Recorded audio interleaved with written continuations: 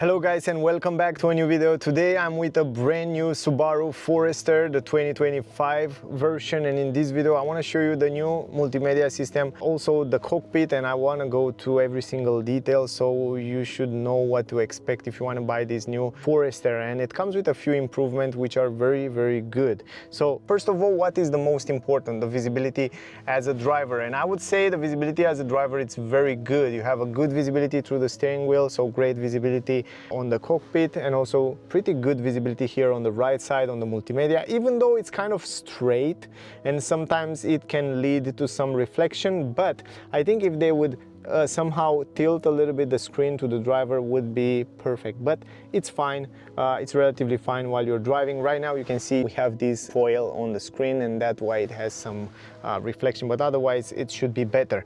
Now I like very much that the car comes with a lot of physical buttons, so a lot of physical buttons to control or to change different settings there. So for example, here on the steering wheel you have those physical buttons with information and left and right and up and down, sorry.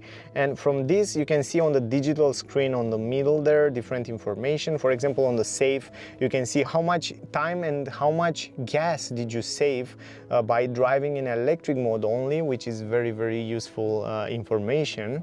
Then you have information about the time in kilometers that you drive. You have information about consumption, average consumption, and here you have a nice graphic that shows you while you're driving in real time what happened with the energy when you recuperate energy, when you use energy, when you use electric motor, and so on. I will show you also in the test drive video. If you want to see it, check out that video. Here you have the time and temperature. Here you have the FM information. Here you have the navigation, the tire pressure, and so on. And this is going back to the same infos. A little bit lower you have information about the traffic signs, speed, and also information about driving. If you activate the cruise control, you can see super nice information there when the lane assist is working and what happened with this system. And it's a good autopilot and safety system on this new Subaru. And on the lower end you see some information regarding the kilometer that the car have already, in which gear you are. And also on the left side we still have half analogical screen. On the left side you have RPMs and the temperature. On the right side you have the gas and the speed of the car. And here on the left side you have this button, reset button, from where you can reset the consumption. Regarding the screen in the front, we are ending. Let's go back down here on the right side to the multimedia system. And here what I like very much, even though you know some people said that this is probably maybe a little bit oldish, like it's not so up to date like the other cars, let's say, but what I like very much about this multimedia system and in general the system that Subaru brings is the fact that it's extremely ergonomic and it's very smart made. They think about everything. And if you don't have, you see the car doesn't have the climatic system physical buttons, but you have it here on the screen. And the good part is that it's extremely easy to use. Why is that? You have on off. What you need more? On off, it's perfect. You have the vent speed, it's perfect. You have the temperature here with physical button on the both sides, right here and there, which is great. You have the defrosting button here on the left and right side, which is cool. I mean, you have everything you need super fast to be achieved. Plus you have the heated seats, free position. What you need more than that? It's just perfect the way it is. I think it's one of the best simple ergonomic array of let's say climatic controllers on a screen. Great job. A little bit higher, again you have the volume knob and also the tune knob, and then you have the hazard light button, which have a physical button. On the upper side you have the outside temperature and the time, and then here in the middle you have some different information and that you can choose, and you can slide it up left and right. For example, you can have information about the driving mode. You can choose to drive in normal or snow and dirt or deep snow and mud, or put it on normal. You can slide and then you can see information about temperature, oil temperature, water temperature, and average speed.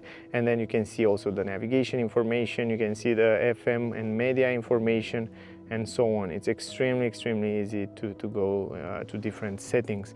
Then in the middle you have the navigation, but also on the lower end, we will go back to navigation in a second. Here you have also some shortcut button that stays always on the display, and some of them are like This is like auto hold. You have to always activate, by the way, auto hold is here. You always activate when you start the car. You have also the home button that gets you directly to the most important or all the settings of the car. You have emergency brake, you can deactivate it. You have lane assist, you can deactivate it. And you have the phone connectivity here. You can connect your phone very easy through Bluetooth. And it's important to have it like that. It's important, the most important features, you have it here. Then this button right here, let me show you. You press this vehicle and it gets you to the most important settings of the car. That's really important. You have the traction control on and off. You have the different driving modes here. You have the cruise control, acceleration, eco, comfort, standard or dynamic. This is very cool. Check out the test drive video to see how it works. It's really interesting. One of the unique features that not all the car have. Then you have like a vehicle auto hold, and you have steering responsive headlamps, because we have the headlights that are adjusting depending how you turn left and right.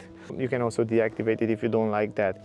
Driver assistance systems. Here you have the pre-collision braking, you have forward collision braking, you can choose the distance, emergency lane keeping assist, you have lane departure, you have rear vehicle detection, you have a driver monitoring system. It has a sensor here that reads your face when you're not paying attention to the road, can warn you, a lot of warning, a lot of safety features. Plus, if you fall asleep on the driving, then the car will stop automatically. A lot of cool safety features that come standard on this Forester. Speed assist here, you have speed limiter, speed cruise control. You can put it on manual. You can deactivate the speed warning, and then speed limit change sound. You have also on the more settings some warning volume units and lane sway warning. Pretty cool, but we have even more settings than that, and I will show you in a second. If you go here to the home, you have the map, which is not the most responsive on the market. It has a little bit of delay, but once you set it up, it works pretty good, and it has all the updates, so you are up to date with the maps, which is pretty fine. So I would say it's quite nice. You can go to options, you can search for parking stations, you can search for gas stations, for restaurants, and so on. So you have plenty of other options. Now going home, you have media, you have radio, you have phone, you have the apps. You can connect Android Auto and Apple CarPlay with the car, which is great. You have the settings, which get you to so many settings here. And on the settings, let me go back to the first. You have the general settings, where you have all those general settings from clock, display, Wi-Fi. You have pin code, camera, climatic control, language, tire pressure. You have welcome screen, goodbye screen, favorite widgets, all kind of stuff you find here. Then you have the sound, where you have all the sound settings. You have the navigation settings around here, which you can change. Speed, camera, and so on. You have even this on the navigation. Then you have the phone settings, you have the radio settings, and you have the vehicle car settings. The car settings have all the safety features and all the settings. The most important eyesight safety settings, you have it here. So look at this. You have all those safety features, from the speed limit assist to the emergency brake, lane keeping assist, and so on. Okay, and then you have the eyesight assist monitoring that I told you about, that sensor. You have driving monitoring system, keyless entry system. You have also interior lights, the doors, lock and unlock, power rear gate, and then all that other settings that you already saw before. So plenty of safety features and plenty of settings around here. So let me go back here to car. Yeah, plenty of settings. Anyway, go back here. We have the car info. On the car info, you have also the position of the car. If you want to go off-road, you can see in which position is the car. You can see also information here, what happened with the energy and the power in real time. It is great. If you look at my test drive, you will see how it works. And here on maintenance, you can see when you have to make the service, when you have to change the oil, the filter oils, the tires, and all that stuff. Pretty good. good informations around here. Display off, pin code lock if you want to lock it by a pin code, and here you can add some shortcuts to change it if you want to. But in general, this is it. It's pretty simple, easy to understand, easy to go in different features. So I would say, yeah, it's pretty simple, nice, good ergonomy layout for the both screens, even though it's not super advanced.